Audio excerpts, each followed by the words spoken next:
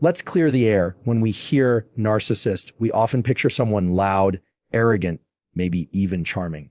But when you're married to one, it's a whole different reality. It's not just about ego. It's about emotional erosion, slow, silent, and strategic. If you've ever felt like you're walking on eggshells in your own home, this talk is for you. Let's break down how narcissistic husbands really treat their wives, not in theory, but in truth. Let's talk about what emotional manipulations really looks like when it's dressed up as love. Because here's the thing, narcissistic husbands don't usually walk into your life looking like villains.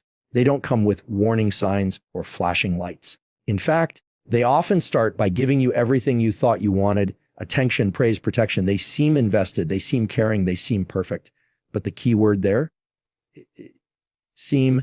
In the beginning, it's intense. They love bomb you, constant text, big gestures, compliments that feel like they see right into your soul. You feel chosen, seen, maybe even rescued.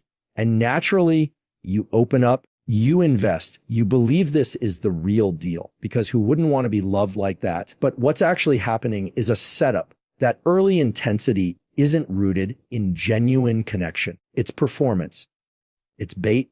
Because once you're in, once you start depending on that emotional high, that's when things shift. Suddenly, that love starts to feel different. You notice it's not as freely given. You have to work for it now. You have to say the right thing, act the right way, be the version of yourself that pleases him. And if you step outside of that box, if you push back or even just express a need, what you get is withdrawal, dismissiveness, maybe even anger. This isn't the kind of love that grows.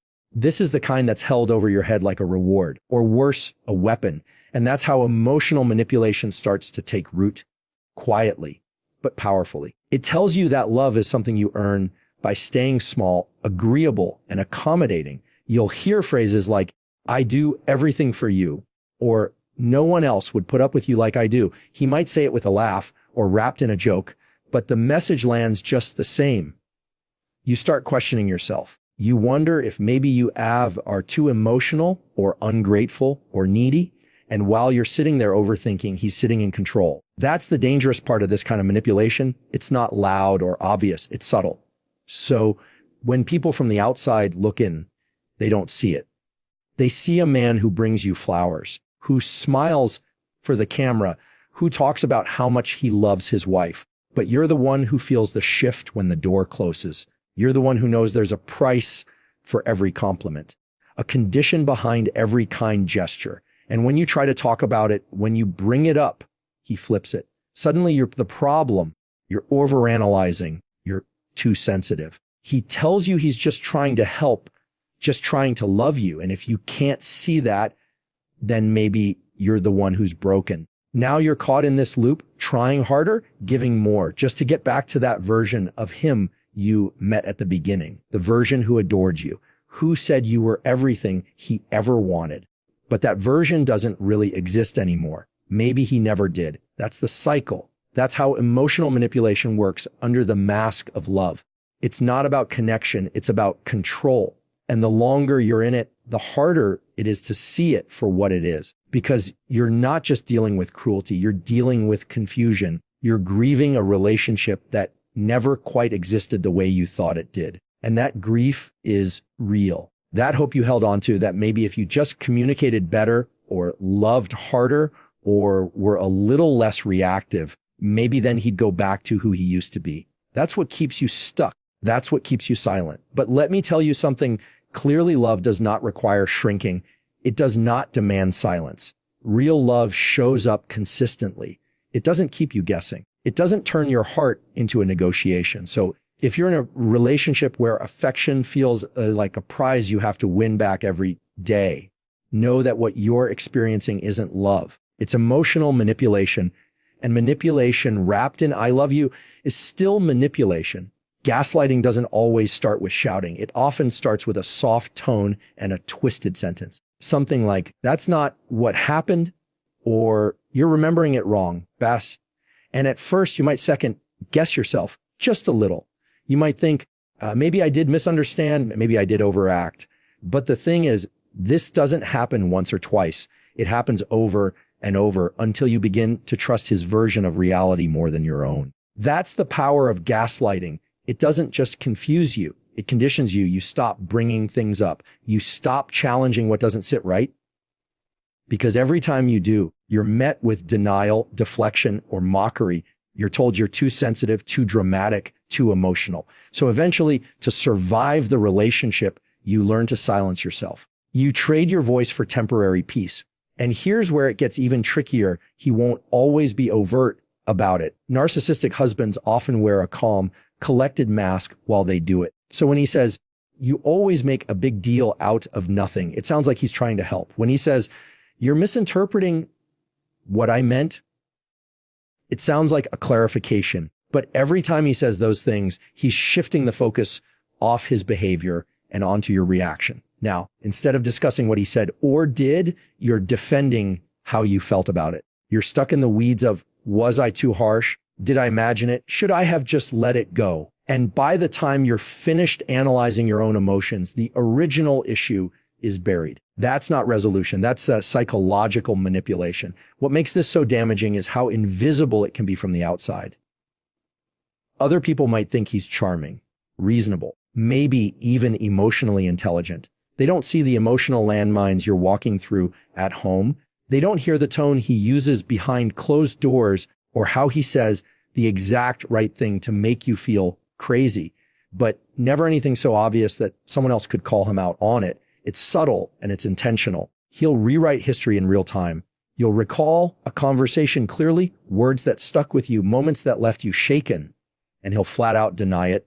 Not just deny the meaning, but deny it ever happened. And when you insist, when you say, no, I remember exactly what you said, he'll accuse you of twisting things, of having a bad memory, or worse, he'll act like you're unstable for even bringing it up. That constant narrative flipping eats away at your confidence. You stop trusting your instincts. You rely on him to tell you what's true, what's real, what's right. And once that shift happens, you're no longer just emotionally vulnerable, you're dependent. And that's the goal. That's why gaslighting is such a common tool for narcissists, because once you stop trusting yourself, they can shape the story however they want. They get to be the calm one, the rational one, the misunderstood one, and you're just too much. But let's be clear, being emotional isn't a weakness. Reacting to disrespect doesn't make you unstable. Having boundaries doesn't mean you're controlling. These are narratives narcissists use to flip the script and make you question your own worth. And when you try to explain this to someone else, maybe a friend, maybe a therapist, you might struggle to find the words, because gaslighting isn't always what was said. It's how it was said. It's the smirk, the sigh, the slow condescending tone that leaves you feeling small, even when the words themselves seem harmless on paper. You don't walk away from those interactions angry. You walk away confused. And confusion is the sign. That's the feeling gaslighting leaves behind. You won't always feel hurt immediately, but you will feel unsettled. You'll feel like you're losing your grip on something you were sure about. And that's by design. Because if he can keep you doubting, he can keep control. So when your reality starts to feel foggy, when you're always apologizing, but can't even remember what for, when your memory becomes a courtroom and he's always the one winning the case, don't ignore that. That's not a communication problem. That's gaslighting. And the most dangerous lies are the ones that make you doubt your own truth. Don't always notice isolation when it's happening in real time. That's what makes it so effective. It doesn't look like someone locking you in a room. It looks like concern. It sounds like, I just don't think she's good for you anymore. Or your family doesn't really support us, do they? And because it starts off sounding like protection, you listen, you trust. At first, he might just raise small doubts. He'll say your best friend talks behind your back, or that she gives you bad advice. Maybe he says your parents are too involved, or that they don't respect your marriage. He'll deliver these comments with a soft tone, maybe even a caring one, like he's just trying to look out for you. And that's how it gets in. Because when someone says they love you, you naturally want to believe that what they're saying is for your good. But over time, the pattern becomes clear. The people who've been part of your support system, your sounding board, your safe space, start to seem unsafe, unreliable or unnecessary. And little by little, you start pulling away. You cancel plans. You stop calling. You don't share as much because now when you do, he questions it. He criticizes. He plants seeds of doubt. So you stop reaching out, not because you want to, but because it's just easier not to. Then you look up one day and realize you're alone. Isolation doesn't always feel like prison. Sometimes it feels like peace because there's less conflict, less tension. But that peace is manufactured. It's not real. It's the quiet that comes from suppression, not safety. Now, here's where it gets deeper. The fewer people you talk to, the fewer mirrors you have reflecting back a healthy version of yourself. And narcissistic husbands want that because when the outside voices are gone, their voice becomes the only one you hear, the only one shaping your sense of self, your worth, your reality. And once they have that control, they don't need to raise their voice to dominate. All they have to do is suggest, hint, correct, and you fall in line. Sometimes isolation looks like being criticized for venting to a friend. He'll say you're being disloyal or airing dirty laundry. But what he's really doing is cutting off your outlet because connection is a threat to control. If someone else can help you make sense of what's happening, you might start seeing it clearly. You might realize you're not the problem. And that's dangerous to someone who needs power to survive. You might hear things like, I'm all you need. Why would you go to them when you have me? And on the surface, those sound like love. But when you look at the pattern, how your world has gotten smaller, how your circle has thinned out, it becomes clear that this isn't love. It's strategic. It's control disguised as closeness. What's even more heartbreaking is how this plays out when things go wrong in the relationship. Because by the time you're really hurting, when you're feeling broken, confused, desperate, you have no one left to talk to. And that's by design. Now, you have to go to him for comfort, clarity, validation, the very person who's been destabilizing you all along. It creates a closed system. You're trapped in a loop where the only relief is the same person who causes the harm. And that makes it incredibly hard to leave or even to imagine a life outside of it. Because he's not just your partner anymore. He's become your whole environment. That kind of isolation doesn't happen overnight. It happens through repeated moments where you choose peace over confrontation, where you choose silence over conflict. And it makes sense. You're trying to preserve your relationship, protect your partner, keep things steady. But while you're doing that, your world keeps shrinking. And the cost is your support system, your clarity, your ability to see yourself without someone else's distortion over it. This is why isolation is one of the most dangerous tools a narcissistic husband uses. Because once you're alone, once you've been cut off from the people who love you most, it's easier for him to rewrite your story. And the lonelier you feel, the more likely you are to believe it. Control doesn't always come with chains. It can come with whispers. There's a moment in every toxic relationship where something goes wrong. And instinctively, you brace yourself, not because you did anything wrong, but because you know how it's going to play out. You already know where the blame is going to land.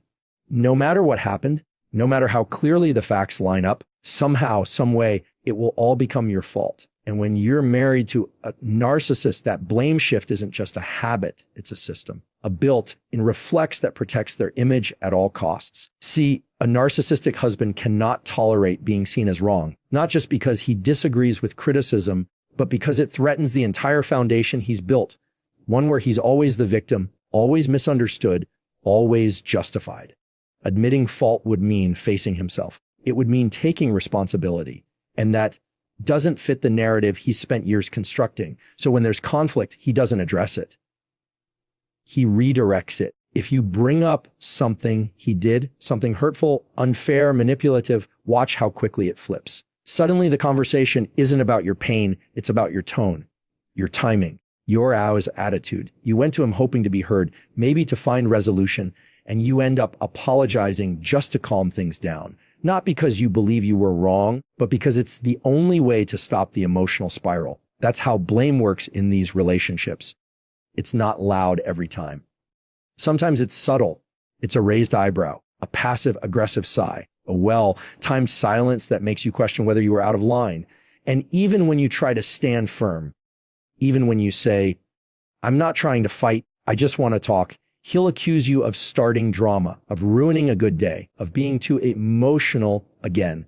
And here's the dangerous part. When you're on the receiving end of this long enough, you start internalizing it. You start to believe that maybe it really is your fault, that maybe you are too difficult, too reactive, too much. You begin walking on eggshells, second, guessing every word before you say it, trying to prevent the next explosion by keeping everything calm. But that calm isn't peace. It's self-erasure, and no relationship should cost you. He might even take it a step further. If you get emotional, especially if you cry or shut down, he'll use it against you, call you unstable, immature, irrational, not because your emotions are actually out of control, but because your feelings disrupt the version of himself he wants to protect. He needs you to be wrong so he can stay right. That's not partnership. That's control. And when something truly serious happens, something that would require accountability, you'll notice how quickly he becomes the victim. Suddenly, he's stressed. He's overworked. He's been trying so hard and you just don't see it. He'll bring up his sacrifices, his struggles, his stress, anything to steer the attention away from what he did and back onto what you didn't do. So the cycle continues. You bring up a problem and it becomes your problem. You ask for clarity and it becomes criticism. You share your hurt and suddenly you're the one doing damage. That reversal is not accidental. It's practiced, polished, weaponized. Now, here's the part that's especially confusing. He doesn't always do this with anger. Sometimes he'll do it with sadness or with silence. He'll shut down emotionally and say, I just can't deal with this right now, and leave you standing in the aftermath. And because you care, because you want to fix it, you chase resolution. You take the blame just to restore the peace. But every time you do that, the pattern deepens. And he learns that if I avoid, if I deflect, she'll fold. She'll carry it. And you do. Over and over again. But carrying his blame doesn't make the relationship stronger. It makes it heavier for you. And there's only so long you can keep holding what was never yours to carry in the first place. Because when one person refuses to take responsibility, the other ends up holding the whole relationship alone. Intimacy in a healthy relationship is about connection. It's not just physical. It's emotional, verbal, even spiritual at times. It's the space where two people feel safe enough to show up fully and honestly. But when you're married to a narcissist, that space starts to feel more like a performance stage, and intimacy becomes something transactional, something earned, controlled, and withheld. A narcissistic husband doesn't just use affection to connect. He uses it to condition.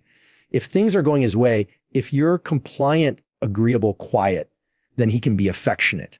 He can be warm, even generous. But if you speak up, if you express frustration, set a boundary, or heaven forbid, question him, watch how quickly it's all taken away. He won't raise his voice.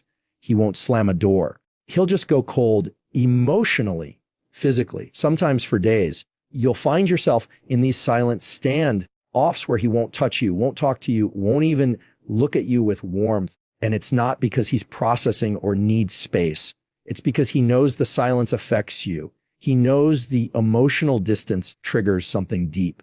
Because deep down, you want connection. You want resolution. And he knows that eventually you'll break the silence. You'll apologize. You'll reach out. You'll try to make it right, even if you weren't wrong. That's the power in withholding. And when it comes to physical intimacy, it's no different. You might feel like you're never sure what version of him you're going to get.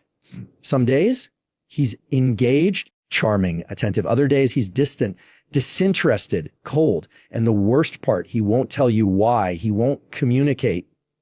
He'll just let you sit in the confusion. And when you try to bring it up, you'll be met with sarcasm, denial, or blame. You might hear things like, you're the one who's never in the mood, or I don't want to be with someone who's always nagging me. And just like that, your effort to connect becomes ammunition against you.